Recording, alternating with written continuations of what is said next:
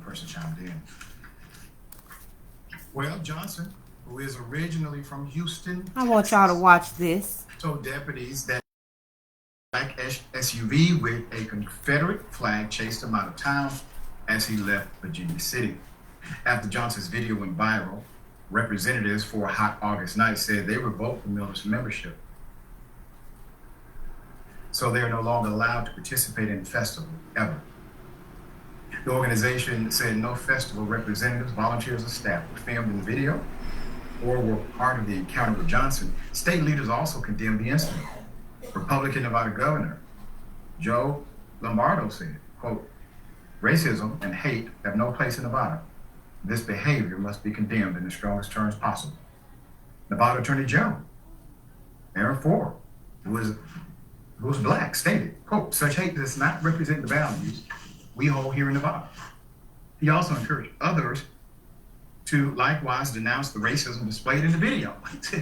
Yeah, everybody needs to talk about this.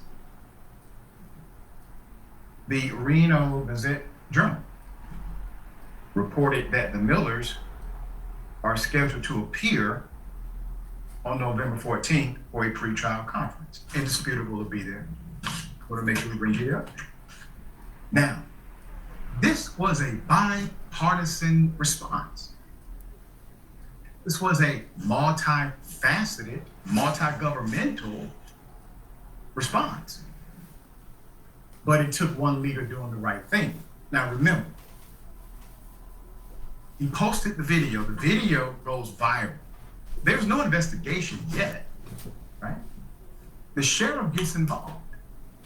The sheriff not only does the investigation, he then arrests the individual, utilized the full extent of his authority as the constitutional officer who occupies the sheriff's position. His leadership provided the catalyst and coverage for the other politicians to weigh in as well. It may be unfortunate, that's what it takes, but it does. It takes leadership. Horrible incident, but it was well executed in response. And I have to give that city, those elected officials, the sheriff, and those officers who thoroughly investigated and wrote down every damn thing that was said and effected the arrest. I gotta give them all credit. And to the brother who experienced that, you are a hero to so many. All right, yeah, thoughts here. I mean, I can't think of a worse way to discourage participation in our democracy than this. Exactly. And my goodness, thankfully, you know, like you said, this town really came through and condemned this horrible behavior. You know, many people, when pushing back, many Trump supporters when pushing back on the claim that when Trump said there's very fine people on both sides, he didn't mean Nazis at that rally. He meant people that were just there to keep the Confederate statues up. Well, I'd like to make clear that is true, but that too is a racist position. To glorify the Confederacy, to fly the Confederate flag, these are not just like fair opinions. This is saying you prefer a time of slavery and Jim Crow. You prefer a time when our black brothers and sisters were not treated equally, codified in our law. And so that's unfortunately a vestige of that you're seeing in this story with these smirking, idiotic individuals. But happily, we see that this town is not having it. And there's always going to be some bad apples in a bunch. As long as you throw those apples out, you can still enjoy a good fruit salad. You know what I mean? There you go, brother. All right, we got more on the other side. It's indisputable, speak and stay.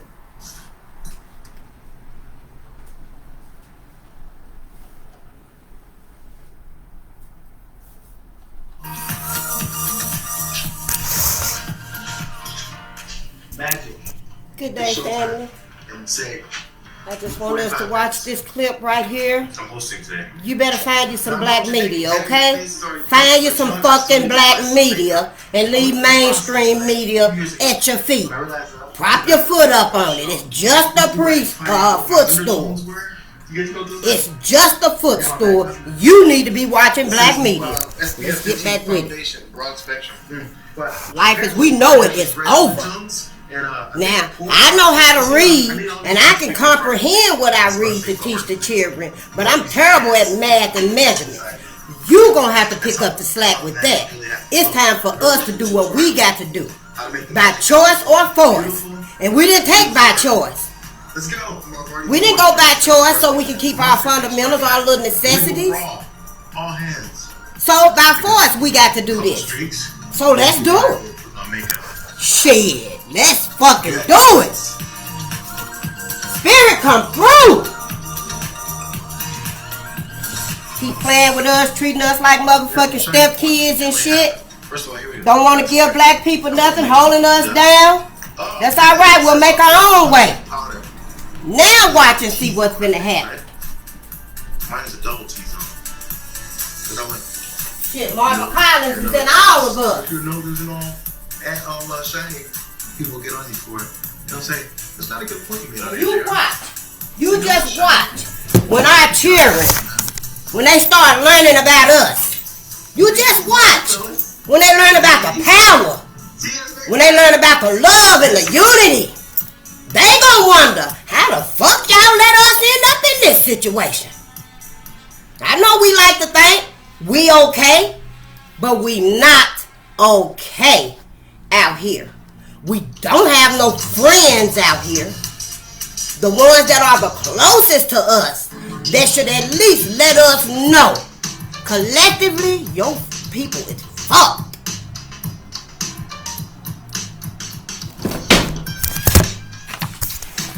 Better find you some motherfucking black media.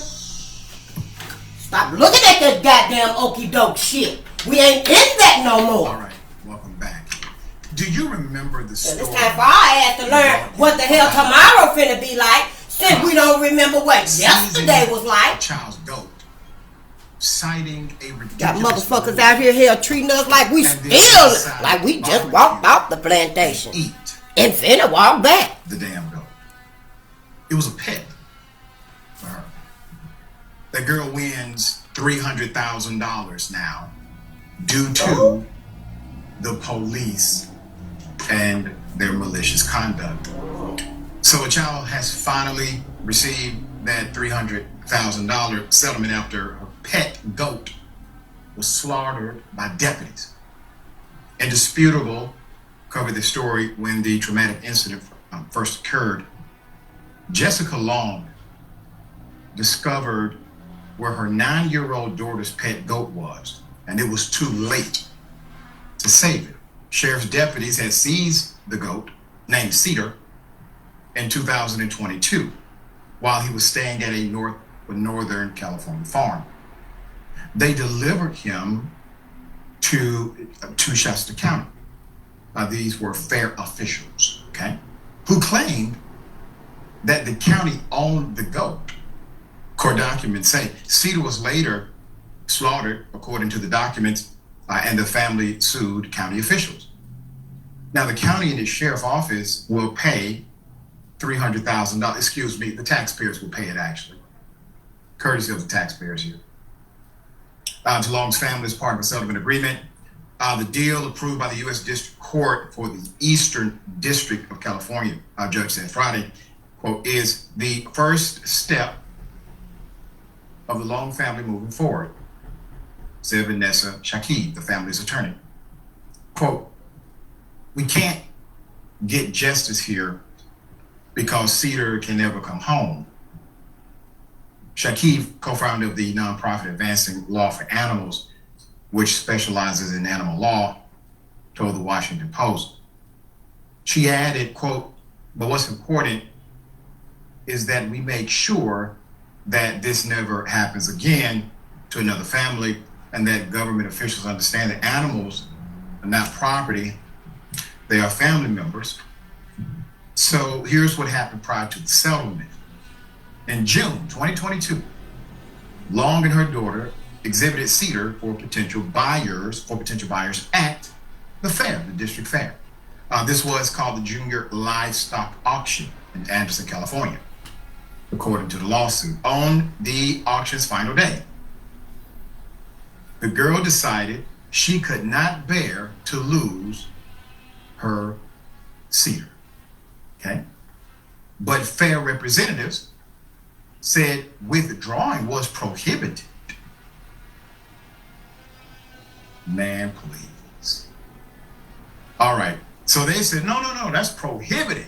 You cannot have your pet back. Insane, right? So Cedar, who was about 7 months old at the time, was auctioned off for $902. Fearing the goat would be slaughtered for his meat, Long's daughter cried, refused to leave the animal to fair officials, the lawsuit says. Long took her daughter and Cedar home,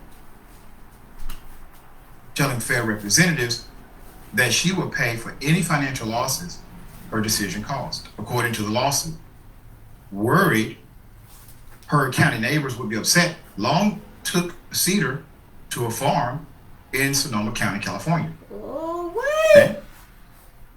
More than 200 miles away. What are they doing? They're hiding Cedar. Okay? Cedar hot right now. I got a warrant out for his arrest. You got to hide.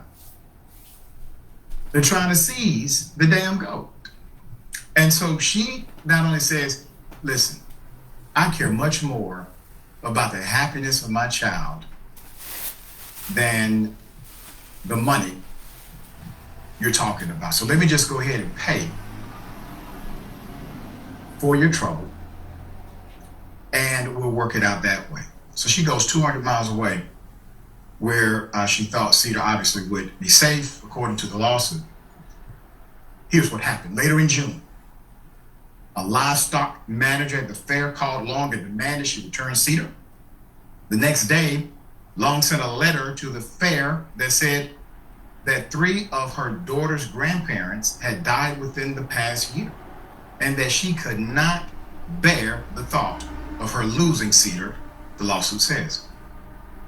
The fair denied their request, and the goat was then seized and slaughtered. That is what happened. Obviously, I got some questions. Number one, why were they not charged with conspiracy? I'm talking about the fair officials and everybody else, because the initial lie was, no, that is prohibited. No, it's not. That's not how property transaction works. There's no contract if there's no sale. So you're telling me I can't have my pet back even though there's no contractual transaction yet. We'll come back later tonight.